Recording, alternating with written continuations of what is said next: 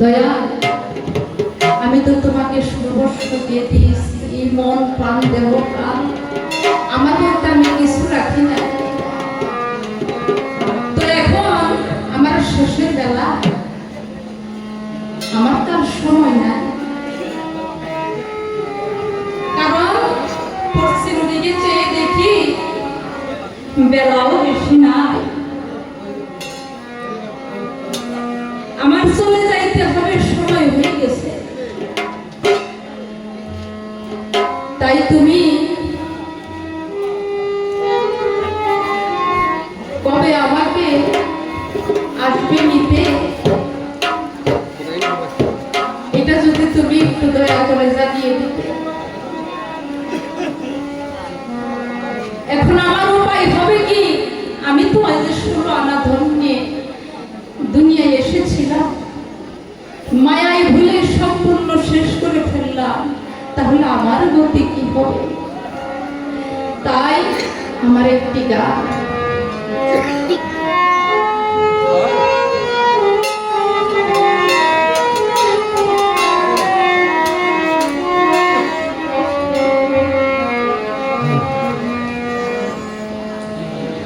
ওরে আমার দিন গেল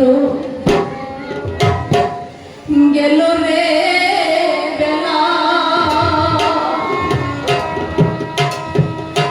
ও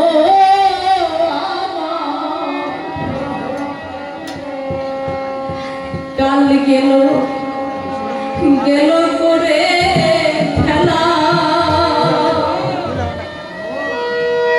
ও আমি কার নৌকা,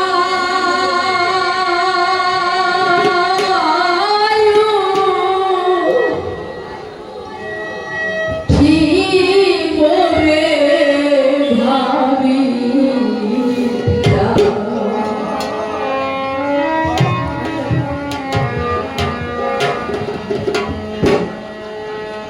ওরে আমার দিন গেল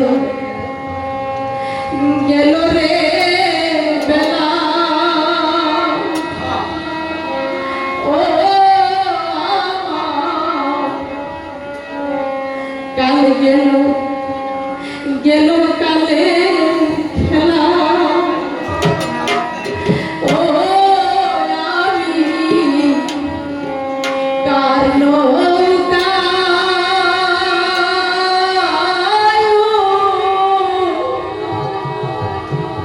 ঠিক করে ভাবি ওরে আমি চেয়ে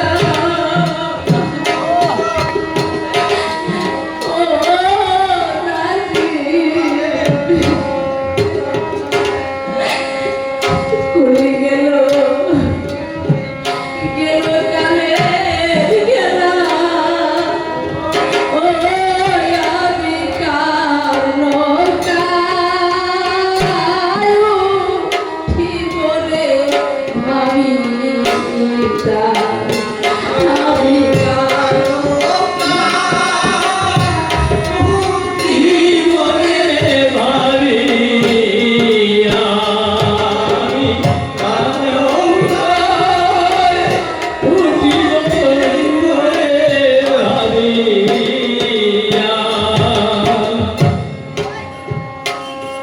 পিতা মরল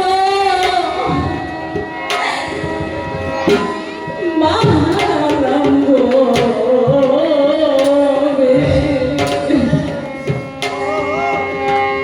ভাই বন্ধু কেউ নাই রে সাথে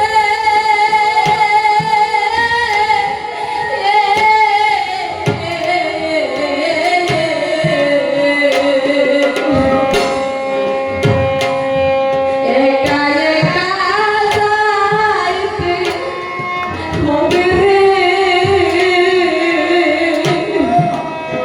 ওরে দয়াল অজানা গান পথে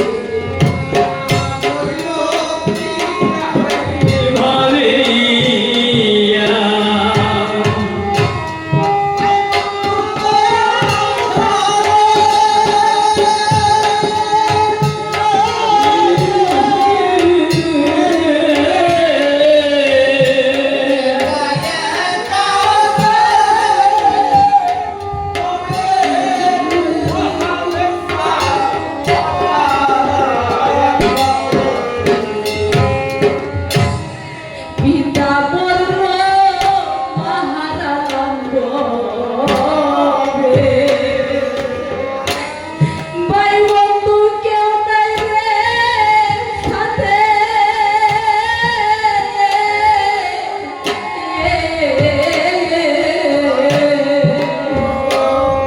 একা একা যাইতে হবে রে ওরে আমার অজানা গান পথে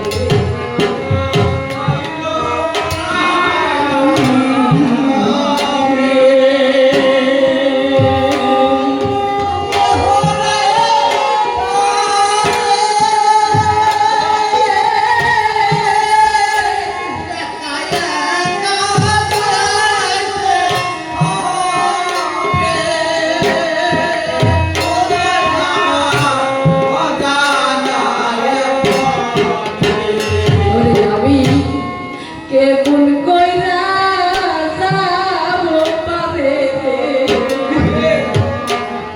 সঙ্গের সাথী কেউ নাই আমি কান্দা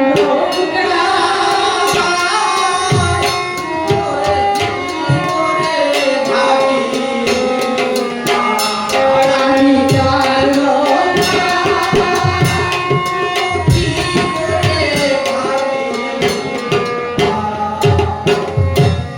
সাত সমুদ্র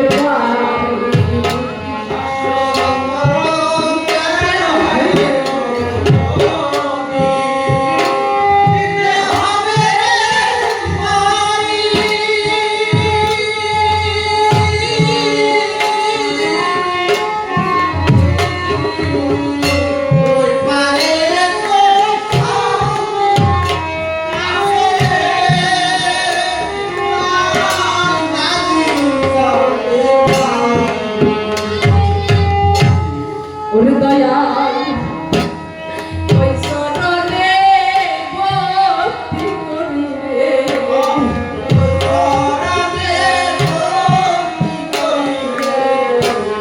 আমি কেমন করে পারে যাই আমি কানো গাই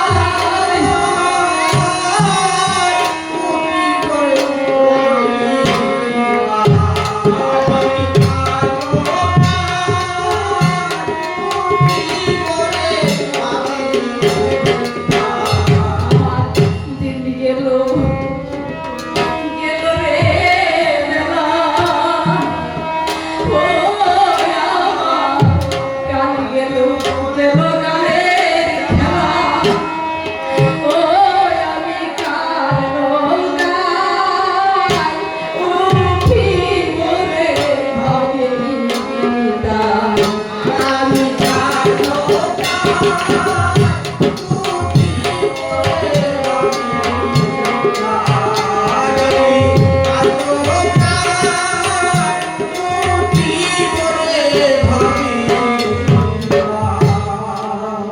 সঙ্গে করে আমায় লয়ে আয়ো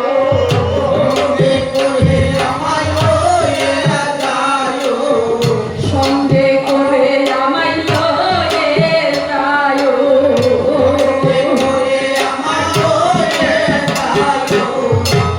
তোমার ওই চরণে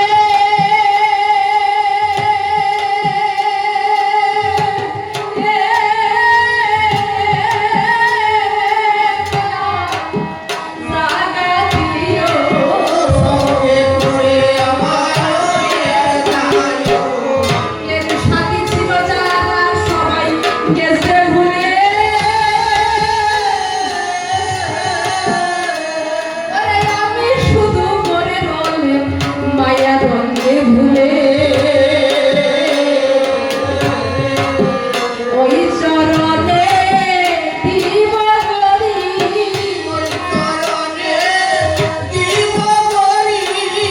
ওই চরণে আমি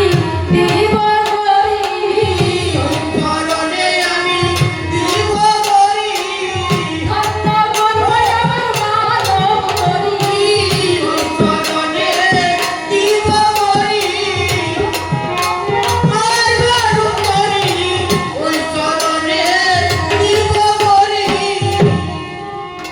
যে এই সংসারে ওরে দয়া আর দয়া আশা নাই ভগবানে চাইয়া যেন তোমার জন্য সঙ্গের সাথী ছিল যারা সবাই গেছে ভুলে আমি শুধু করে বলে মায়া বলে ভুলে দয়া করে দয়া তুমি নিরবার করিয়া এই যে শেষের দিনে দয়াল তুমি নিরত রাইয়া মনশিক্ষা খাইতে হলে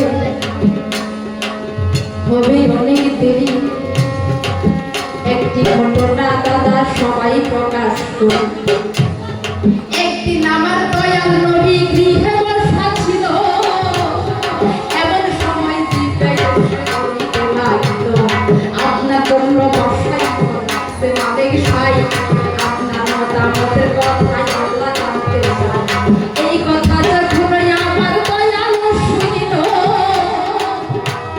চোখের জলে ভেসে ভেসে বলিতে লাগিল চাই নাই আমি রাজস্ব চাই না ধন সম্পদ চাই শুধু রাইতে আমার এই পাপি উন্মতের লাগিয়া আমি হয়েছি দিওয়ানা সারা জীবন থাকবো আমি কেজরিওয়াল সারা জীবন উন্মত রাইতে যাই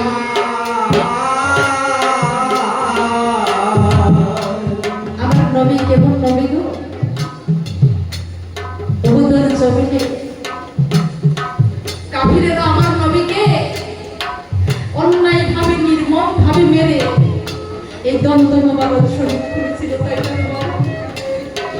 শুধু তাতেও হয় নাই লোহার রড মস্তকের মধ্যে ঢুকিয়ে দিছে আমার নবী আমাকে দুনিয়া কইরা রইছে তখন জিব্রাইল আল্লাহর হুকুমে চলে আসলো নবীজিকে কুলে কইরা নিয়া পাহাড়ের মধ্যে নিয়া যখন শোয়াইছে শোয়া ডেকে ডেকে বলতেছে হুজুর আপনি দাঁত ভাঙা ব্যথা কেমন লাগে আমার কাছে বলুন, আমি আমার কাছে জানাবো। হুজুর আপনার মাথা ভাঙা ব্যথা কেমন লাগে আমার কাছে জানা, আমি আল্লাহর কাছে জানাবো। নবীর যখন একটু হুঁশ আইল, নবী চোখের পানি ছেড়ে ছেড়ে বলতেছে জিব্রাইল রে আমার দাঁত ভাঙা ব্যথা কেমন জিগাইলি। জিব্রাইল আমার মাথা ভাঙা ব্যথা কেমন জিগাইলি। জিব্রাইল আমার গুনাহগার উম্মতের কথা জিগাইলি না।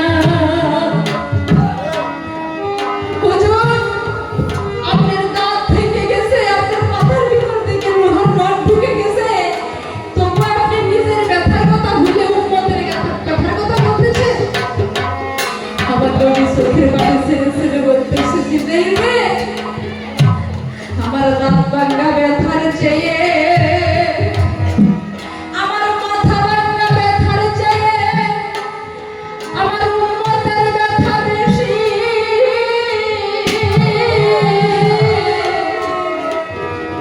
জিব্রাইল রে তুমি আল্লাহর কাছে তুলে ধরো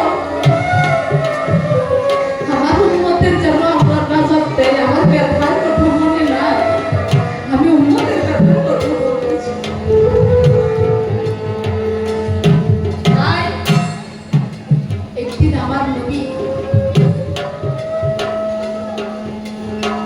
গৃহে বসে আছে, এমন সময় এক ইহুদি ডেকে ডেকে বলছে আমার হুজুরের কাছে, হুজুর শুনেছি যে আপনি বলে খুব দয়া, আপনার বলে দয়ার সীমা নাই, তাই আমার মেয়ের বিবাহের জন্য আমি সম্পূর্ণ সবকিছু জোগাড় করছি, শুধু 1000 টাকার জন্য আমার মেয়েকে আমি বিবাহ দিতে পারতেছি। তাই আপনি বলে খুব দয়া, আপনার কাছে আসলে কেউ বলে খালি হাতে ফিরে না, তাই আমি আপনার কাছে আসছি। যদি আপনি আমাকে 1000 টাকা দিয়ে সহায় করতে পারে আমি কথা দিলাম আপনার হাত ধরে কলেমা পড়ে আমি দিন ইসলাম গ্রহণ করব। আর যদি না দিতে পারে তাহলে আমি মনে মনে ধারণা করব যে নবী নামের মানুষ ইনি মিথ্যা, ইনি কোনোদিন নবী হতে পারে না, উম্মতের দরদি হতে পারে। এই কথা শুনে আমার নবী বলছে ভাই রে আমি 1 সপ্তাহ যাবত হয়ে যাই কিছু খাই না, আমার ঘর নাই, বাড়ি নাই, টাকা নাই, পয়সা নাই, আমার তো কিছুই নাই, আমি তোমাকে কিভাবে 1000 টাকা দেব? হুজুর যদি আজকে আপনি আমাকে 1000 টাকা না দেন দয়াল নাম আপনার থাকবে না রে। দয়াল নাম আমার থাকবে না রে। দয়াল নাম তোমার থাকবে না রে। দয়াল নাম তোমার থাকবে না রে। ওই নাম চলে যাবে চিরতরে। দয়াল নাম তোমার থাকবে না রে। তোমার এই নাম থাকবে না, তুমি পরপারের মতো রাইতে পারবে। আমার নবী মনে ভাবছে যে সত্যি তো আজকে 1000 টাকার জন্য যদি আমি মতো রাইতে না পারি আমার যে নবী জনম ব্যথা হয়ে যাবে।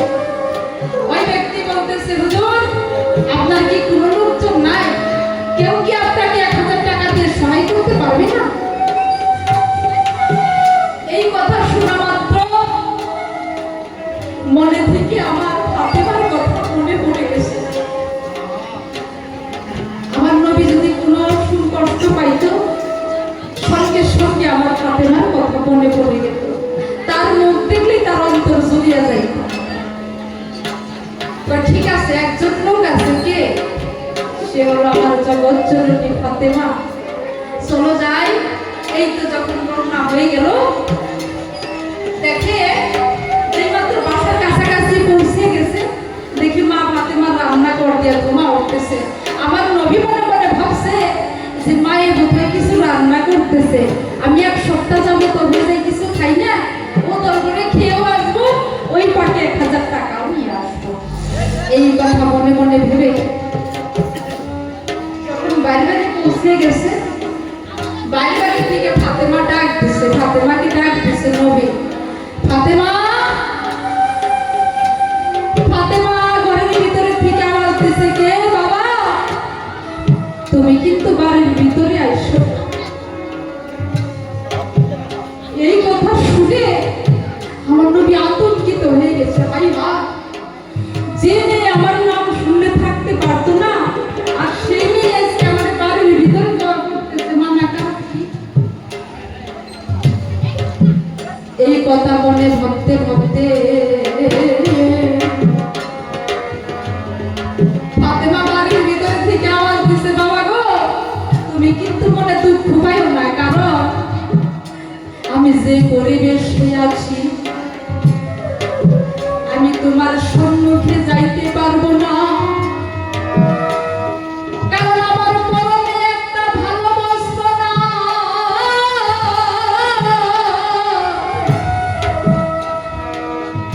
আমি যে এমন একটা কাপড় পরিধান করে তোমার সম্মুখে বলবো, আমার এমন লক্ষ্য না। এই কথা শুনে আমার নবী কি করলো, মাথার মধ্যে পাগড়ি ছিল, ওই পাগড়িটাতে ভিতরে উঠিয়ে দিয়ে দিল, বাবা এই পাগড়ি পরিধান করে তুমি আমার সম্মুখে আসো তো। পাগড়ি হাতের মধ্যে নিয়ে ফাতেমা নয় অঞ্চলে বসতেছে, বাবা গো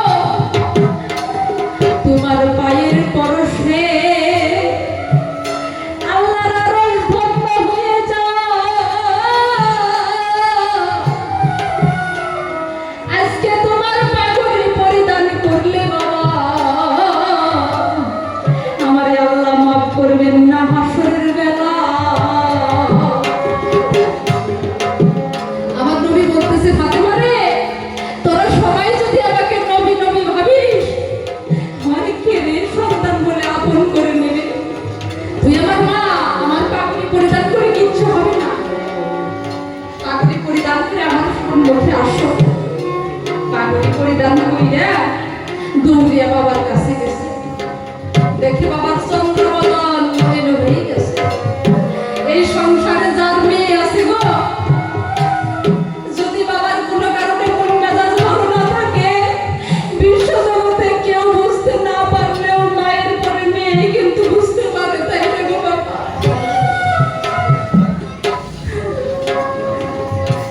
মেয়েরা বাবার মুখ দেখে কয়, বাবা কি হয়েছে, তোমার কোথায় কোন বেজন বলো না।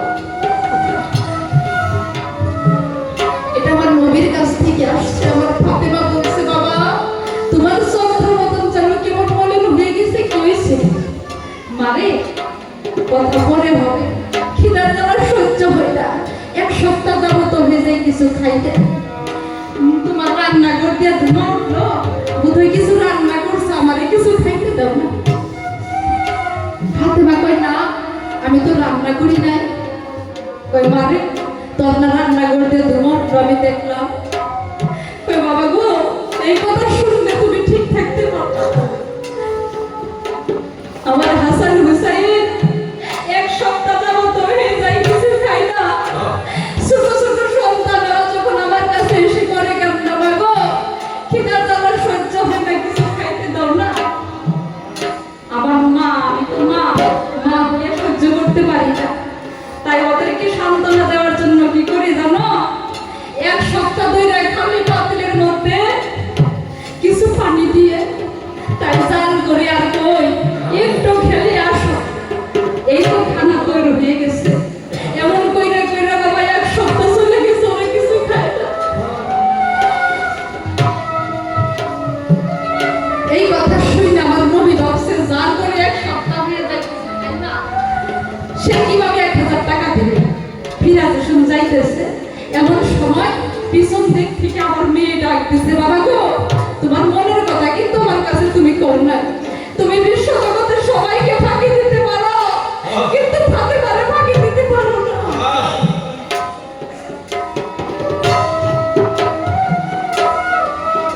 বারে শুনে কি করবি? এই ব্যক্তি 1000 টাকার জীবন মেয়ে বিবাহ দিতে পারতেছে না, তাই আমার কাছে ছুটে আসছে, যদি 1000 টাকা দিয়ে বিয়ের কাজ সম্পূর্ণ করতে পারি তাহলে আমি কালকে আমার হাসরের দিন মন তোলাইতে পারবো, নইলে পারবো না। ফাতেমা কয়, বাবা তুমি এর জন্য চিন্তা করতেছ,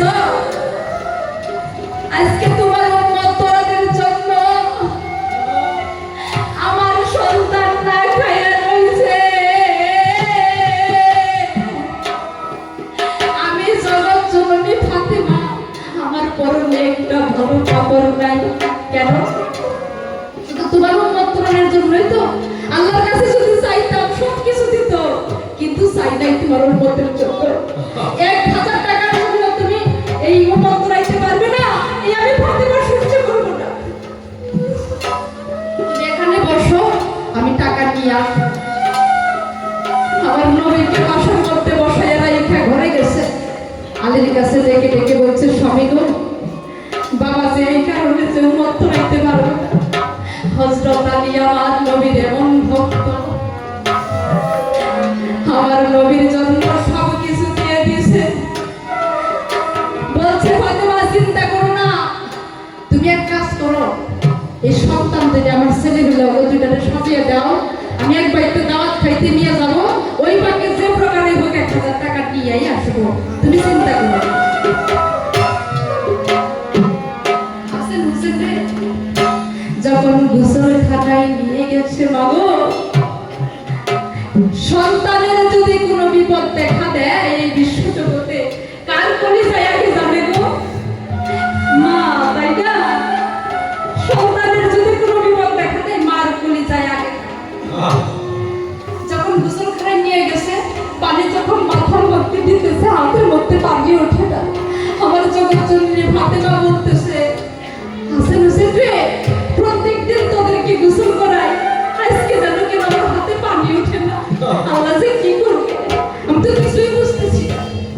যাই হোক, দুই ভাইকে সাজিয়ে দিল, দুই হাতের মধ্যে দুই ভাইকে নিয়ে এই তালি রওনা দিল। নবীর সব ভাইয়া যাইতেছে, সন্তানরা জিজ্ঞেস করতেছে, ও বাবা আর কত দূর যাবো, খেতে আজ আমার সহ্য হয় না। কয় আর দেরি করতে হবে না, এই তো আমরা পেয়ে গেছি। এমন করে নিয়ে যাই আর এই গড়াইবাড়ি বাজারের মধ্যে একটা বাজার পাইলো।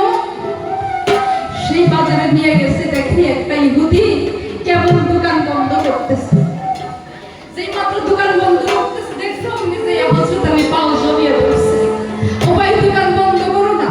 কেন ভাই? আমার একটা উপকার করো না। কি? আমার 1000 টাকা দাও না। আমি শেষ সত্যি আলী কথা দিলাম, আমি কালকে এই টাকা দিয়ে দেব। ইহুদি তো পাও ছাড়াও, তুমি কিসের টাকা চাও? তোমাকে আমি কিসের জন্য টাকা দেব? কই না ভাই, যদি আমার 1000 টাকা দিতে আমার খুব উপকার হইতো। কই না না, টাকা দিতে পারবো না। যদিও টাকা তোমাকে আমি 1000 টাকা দিতে পারি, কিন্তু তার বিনিময়ে তুমি আমার কি দিবে? কারণ তুমি যে আমার টাকা নিয়ে ঘুরে আসবা, তার কি প্রমাণ পাইতে যাইবা? তাহলে এক কাজ করো, তুমি আমাকে বিনিময়ে কিছু দিয়া যাও, তাহলে টাকা নিয়ে আসবা, তাই সেই জিনিস তুমি নিয়ে যাইবা। এই কথা শুনে হযরত আলী ওই হাসান হোসেন দুই ভাইরে হাতের মধ্যে টান দিয়া দুইকে সম্মুখে দিয়া বলতেছে, ইহুদি রে, আমার এই নয়নের মনি হাসান হোসেন ছাড়া আমার যে আর এই বিশ্ব জগতে কোনো সম্পত্তি নাই। আমি তোমার দাদা,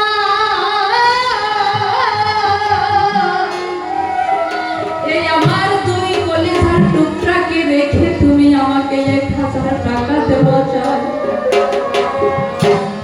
বাইরে আমার এই হাসির হোসেন ছাড়া এই বিশ্ব জগতে আবার কিছু নাই। তুমি যদি বিনিময়ে চাইছো এই হাসির হোসেন দুই বাইরে তুমি নিয়া, তবু তুমি আমার 1000 টাকা দিয়া দাও। ঠিক আছে, কিন্তু কালকের মধ্যে যদি তুমি টাকা না দিতে পারো, যদি কালকে বেলা অস্ত যায়, তাহলে কিন্তু তোমার সন্তান আর তুমি কোনোদিনও পাবে না। প্রতিশ্রুতিতে আবদ্ধ হয়ে নবীর ভালোবাসায় সন্তান দুইটা বন্ধক রাইকে যখন আসতেছে, এমন সময় ইহুদি পিছন দিক থেকে ডাকতেছে, আলী কি এই যে তোমার ছেলে মেয়ের সন্তান, ওরা তো পালিয়েও যাইতে পারে, কাজে তুমি এক কাজ করো, কি তুমি তোমার সন্তান দুইটারে এই ঘরের মধ্যে বন্ধন করে দিয়ে যাও। এই কথা যখন ওই ইহুদি বলেছিল, মনে হয় আসমান ভেঙে হযরত আলীর মাথায় পড়ে গেল।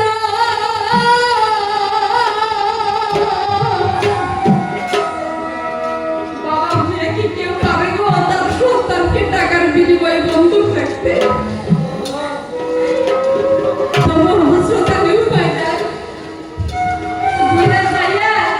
সন্তান দুইটারে ঘরের মধ্যে পুকুরে বন্ধন কইরা যখন ঘুরে আসতেছে এমন সময় পিছন দিক থেকে হুসেন ডাক দিছে, বাবা গো তুমি যেও না,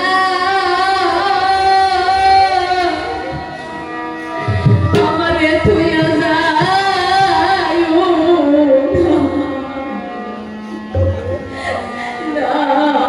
রে। তুমি যাও না,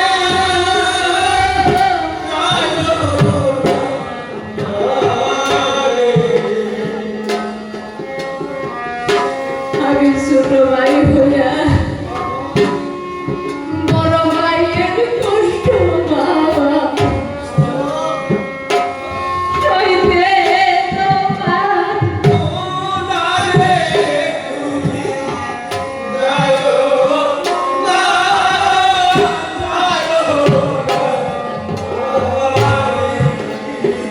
আমি বড় ভাই হইয়া ছোট ভাইয়ের কষ্ট বাবা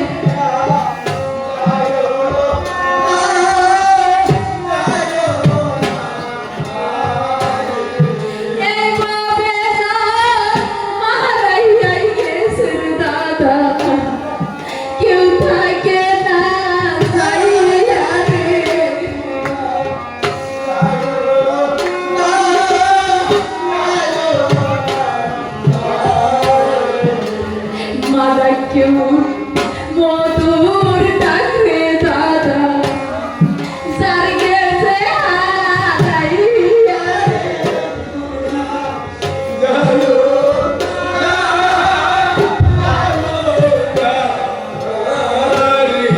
মাঝে কেমন রে দাদা থাকতে কেউ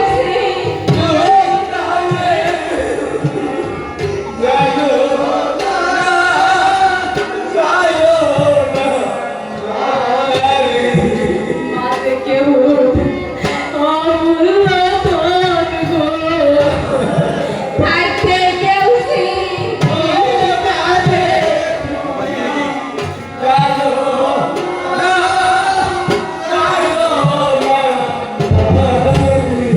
মায়ের চরণ জান্নাতের দ্বারে দাদা কে কইরা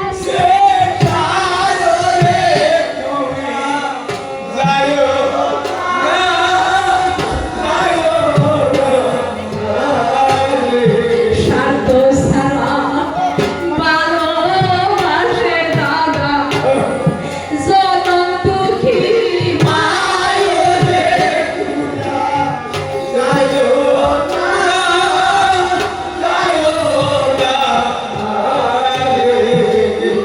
সারা বিশ্ব জগতে স্বার্থ ছাড়া ভালোবাসে না এই না তো দাদা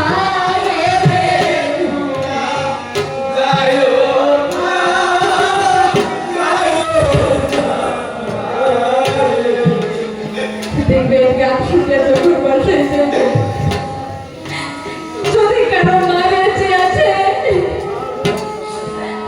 বলা ঘরের ভিতর থেকে আওয়াজ দেবে গেদা বাড়িতে আইসস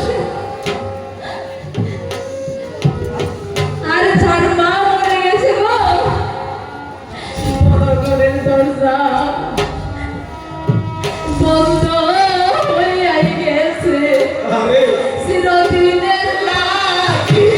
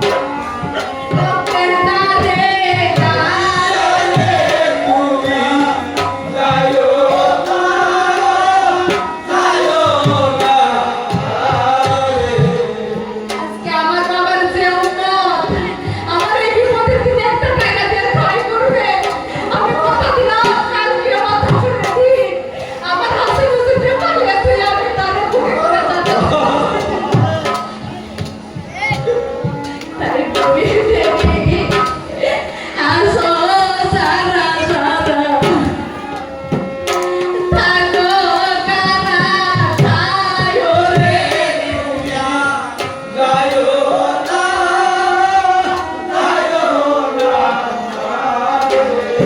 এদিকে আমার অনেক মায়ে ফাতেমার হস্তে দান করিল শুনো আনা দিয়া রে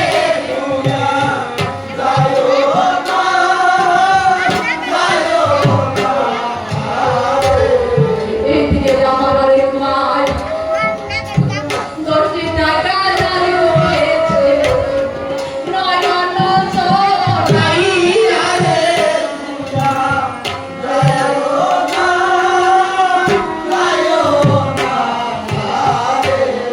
এদিকে আমার অনেক মায়ে 20 টাকা দান করেছে নয়ন চোরাইয়া রে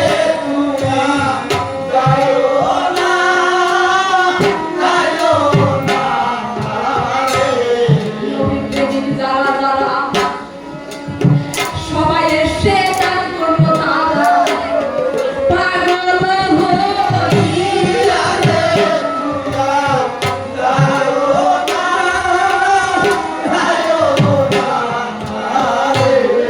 নবীর ভালোবাসা শুনয়া না দিও তারা ধন্য যাবে হইয়া রে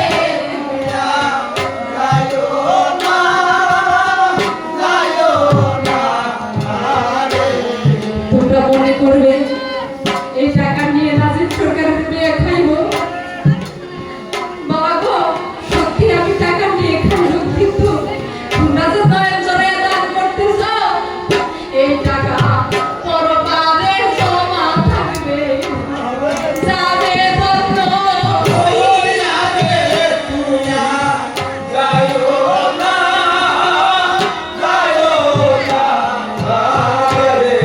এই টাকা পরপারে সাক্ষী দিবে ফাতেমার কাছে গিয়া রে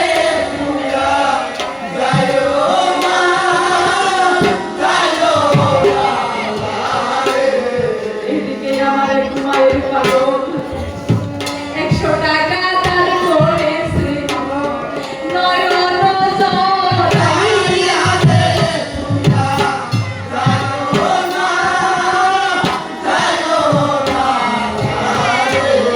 তোমার টাকা তোমার মায়ের চরণে আমি দিলাম জমা দিয়া রে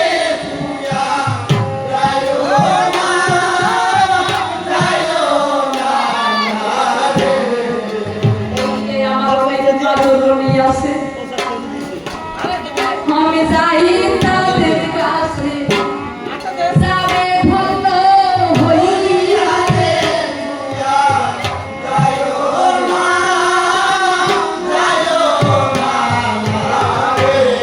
আজকের মুসলিমের ভালোবাসায় শুনয়া না দান করিও যাবে ধন্য হইয়া রে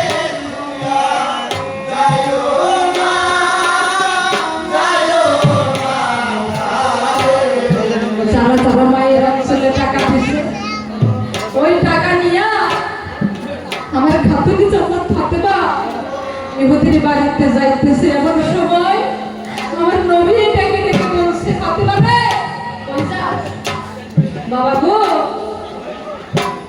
তোমারে যে টাকা দিয়েছিলাম আমার কলিজার টুকরা হাসি খুশি দুইজনকে বন্ধক থুইয়া তাই টাকা নিয়ে যাইতেছি ওদেরকে সরাইতে কি আমার দুই বাইরে বন্ধক থুয়ে টাকা দিছ আমি নবী যাব তাহলে চলো যাই হযরত আলী আমার দয়াল নবী জগৎজননী ফাতেমা এই তো তিনজনের রওনা সেই মাত্র পৌঁছে গেছে আমার জগৎজননী ফাতেমা বলছে ইহুদিরে এই যে নে তোর টাকা নিয়ে আমার সন্তান দুইটা তাড়াতাড়ি এই কথা যখন ইহুদি শুনলো সত্য সঙ্গে চোখের পাটি ছেড়ে দিয়ে মায়ের পায়ে পড়ে গেল মা গো ওই টাকা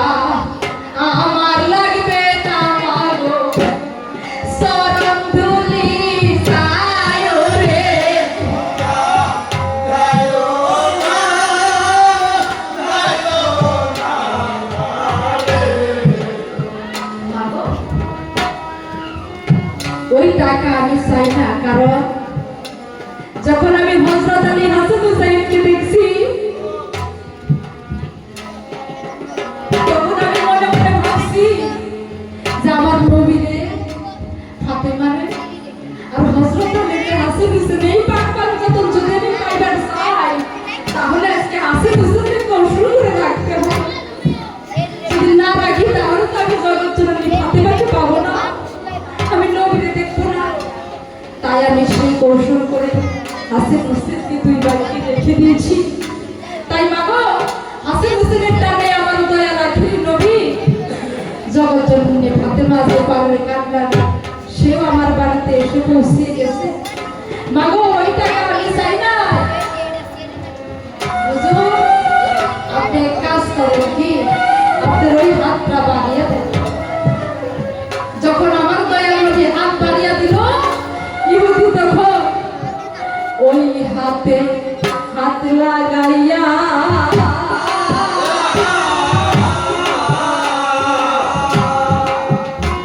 ওই যে নবীর মুখের কলেমা তিনি নিল যে পড়িয়া, কলেমা পড়ে তিনি ইসলাম হইল। এবার ডেকে ডেকে আমার মায়ের জানালো, মাগো আমি আর এই দেশে রব না, তাই আমি পরপারে যেতে চাই। মা তুমি আজকে কান্ডারি হইয়া আমারে তুমি তাড়াতাড়ি নাও পার করতে। তাই সেদিন আমার খাতনি জান্নাত ফাতেমা এই যে নৌকায় হইয়া যে হযরত আলীর মায়ের মস্তন গেল যে হইয়া, এই যে হাসান হোসেন দুই ভাই তারা কার টানিতেছে,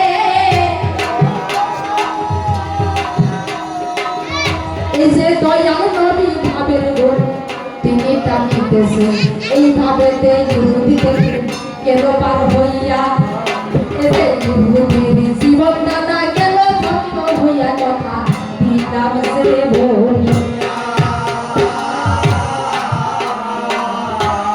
যারা যারা যে দয়াতে টাকা করছেন দান নিয়ম যেন পুরা করে মালিক সুরানা এই পর্যন্ত করে কান্দ আর বেশি কথা বলবো না, দাঁড়াইয়া দাঁড়াইয়া দেখি আবার উনি এসে কিবা কথা কয়, কিভাবে দেয় তার ভাবের পরিচয়, ভুলবালান্তি হয়ে পড়ে মরে, আরে কেন বেশি বলবো ধর্ম রাজা এই